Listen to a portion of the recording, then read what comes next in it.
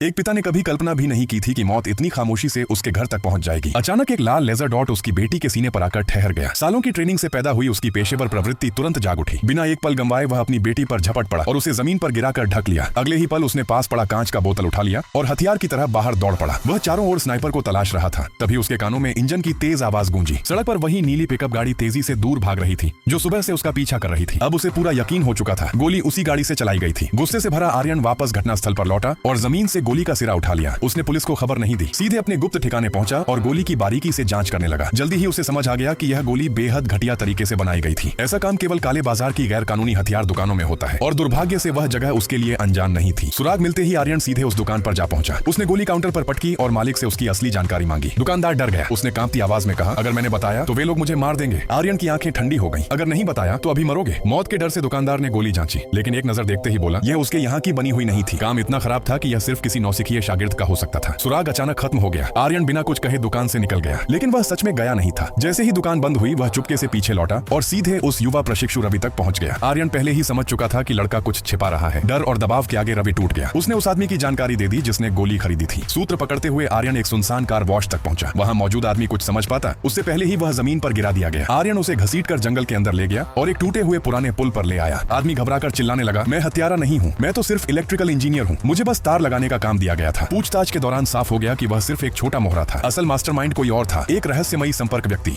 जिसका नाम निखिल सेन बताया गया। जरूरी जानकारी मिलते ही आर्यन ने बिना झिझक उसे खत्म कर दिया। उसे लगा अब वह अपनी बेटी पर हुए हमले का बदला लेने के करीब पहुंच चुका है। लेकिन तभी कुछ अजीब हुआ। जंगल, जो उसकी जिंदगी का सबसे परिचित इलाका था, उसी जंगल में वह रास्ता भूल गया। एक ऐसा इंसान जो कभी दुनिया का सबसे खतरनाक हत्यारा माना जाता था, आज दिशाएं पहचान नहीं पा रहा था और सच केवल एक था। आर्यन धीरे धीरे गंभीर भूलने की बीमारी का शिकार हो चुका था। उसकी याददाश्त खत्म हो रही थी और शायद दुश्मनों से पहले उसका अपना दिमाग ही उसे हरा देने वाला था।